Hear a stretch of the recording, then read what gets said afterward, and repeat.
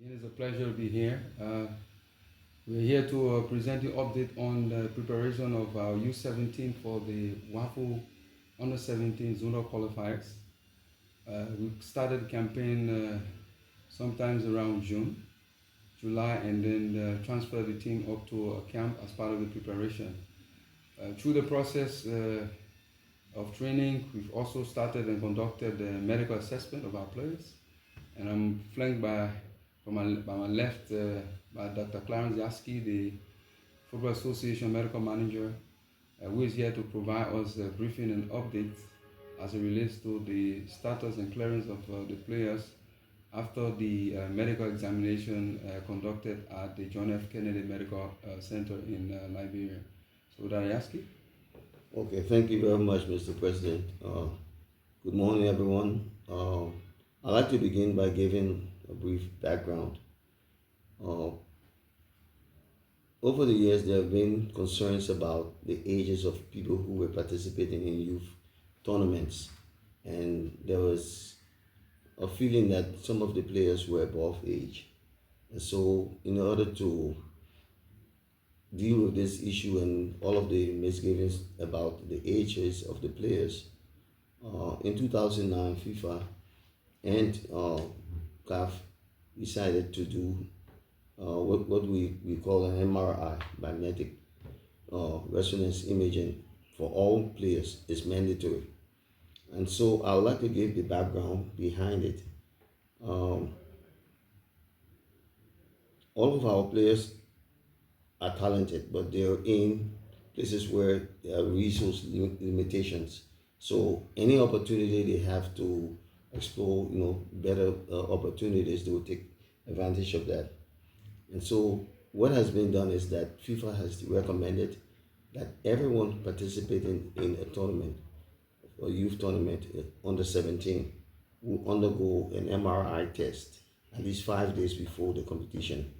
But it's also advised that the member associations will go ahead and do an MRI screening in their country prior to leaving for where the finals will take place. So after you qualify, you done with the qualifiers and you're qualified, they will want you to do an MRI and then send in, based on that MRI, make the necessary adjustments before going to the tournament.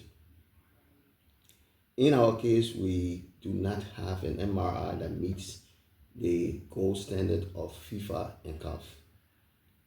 It's required that you have an MRI in country that has magnification of 1.5 Tesla.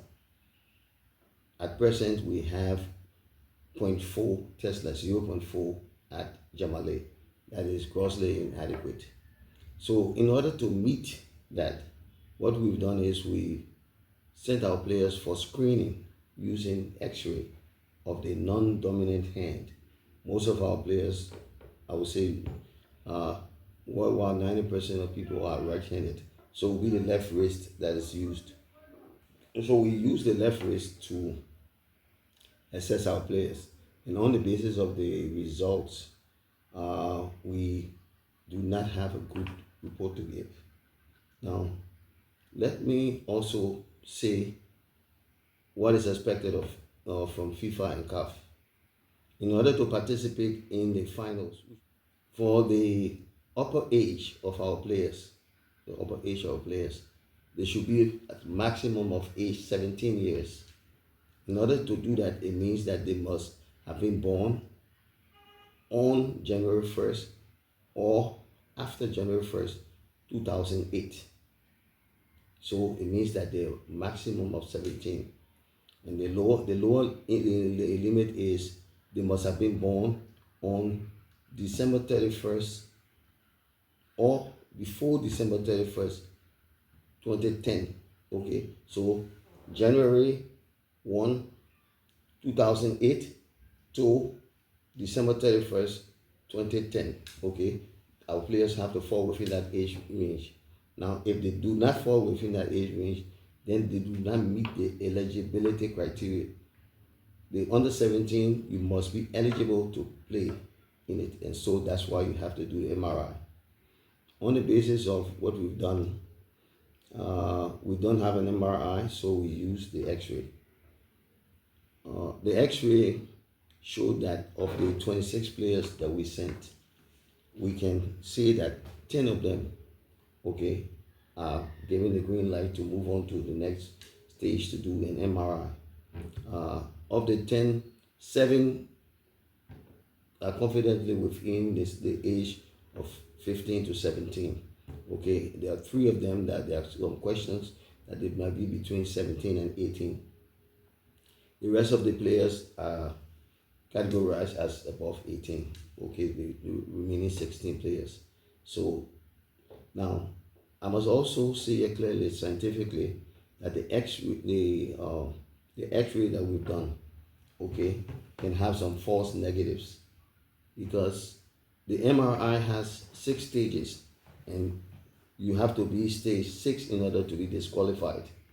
Now, but stage 5 is just marginally different from stage 6.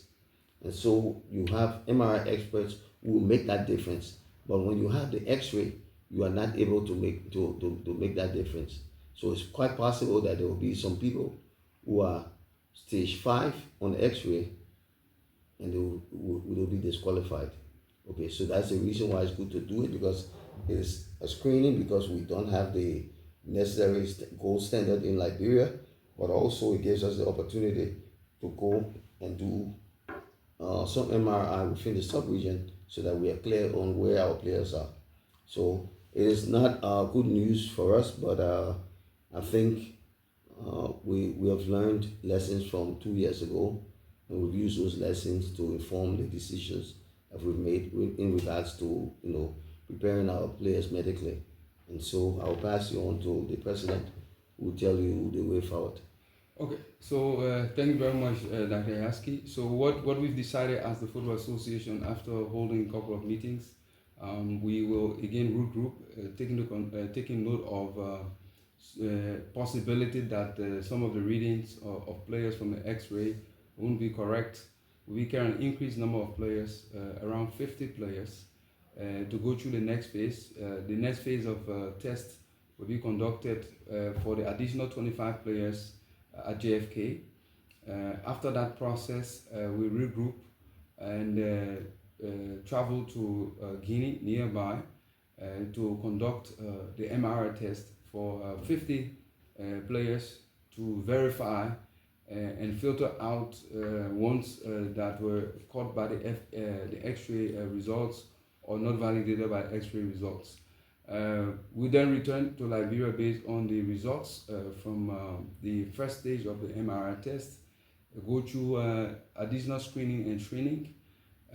3 days in advance, we will travel to Senegal, where we will participate in the U-17 competition and conduct another MRI test in advance. That will be again at the expense of the Football Association at the hospital that CAF will conduct the MRI test to be sure and guarantee that again that the players are clear before the final stage in terms of the testing will be conducted by the CAF team at the hospital in Senegal. Other part that we are now prepared as the executive committee that will be reviewed during our EXCO meeting on tomorrow will be about passage of a law that all clubs with players between the ages of 15 and 17 registered to play in the league must submit a validation from the John F. Kennedy Medical Hospital preliminary test by X-ray to confirm whether they are under 17 or not. Clubs who fail to provide such document will not be allowed to use those players for matches during our leagues. We believe it's going to help eliminate and reduce the number of players who provide wrong information. We will also engage with other government agencies because some of these players are in possession of valid legal documents from government in terms of birth certificates issued by the Ministry of Health, the national identification cards issued at the registry, and passports. So we will hold sit and engage with these ministries, government agencies to ensure that we work together and eliminate and reduce the cost of players who will be over age coming and presenting documents that will put the federation and national government through huge expenses traveling out to do age validation and verification before participating in a competition. Another aspect is that we will come down strong on players who are actually underage and attempting to mislead the Football Association by providing these wrong information. We have in our possession consent documents from parents who are confirming that these players are underage. So we will again move forward through the X-ray process, the first MRI stage, the second MRI stage, just to be very, very sure 100% that we are clear of all of these issues in terms of ages of the players. So again, that's where we are, and we are going to immediately, we started again opening justification for more players, and the team will conclude on Saturday, and then Monday we plan to depart Liberia for the additional test. Just maybe a concern for the public. You talk about preparation starting around about started June, the 3 months in preparation, and the tournament is next month. And we want to do the verification of these players' ages so that we don't get disqualified the experience of 2 years back. So at this stage, it's more or less about being honest and going to the competition than even competing, because it's obviously going to distort our preparation.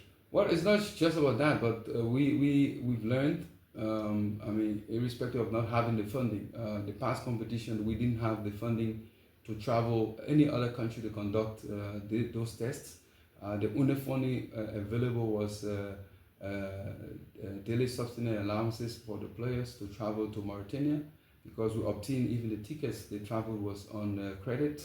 The hotel accommodation for the additional staff was on credit, I think paid 3 months after our visit to Mauritania. So we, as the Football Association, never had the funding to go through those processes. However, at least we are happy that at this moment we have some funding that we can go through all of these stages, through the X-ray, through 2 different MRI tests, to ensure that we are very, very clean, and all of the players that will be selected by the coaches will certainly be eligible to participate in the competition. It's unfortunate that we're disqualified during the past competition. We took responsibility because there were a lot of challenges and issues that took place, but this time around we started this campaign, as I stated, June. A lot of investment with the team at the technical center, going through a lot of training, and we believe that is the best way to go to filter out, irrespective of having information gathered from parents and other sources. We believe that we need to first go through the X-ray, take into consideration the radiologists we have currently at John F. Kennedy Medical Hospital, who've guarantee and give us assurance that they stand by the results that they've provided. Yet and still, we want to travel out of Liberia to again conduct the second test, and then the third test will be conducted in Senegal before the final test by the CAF team. Thank you. Thank you very much.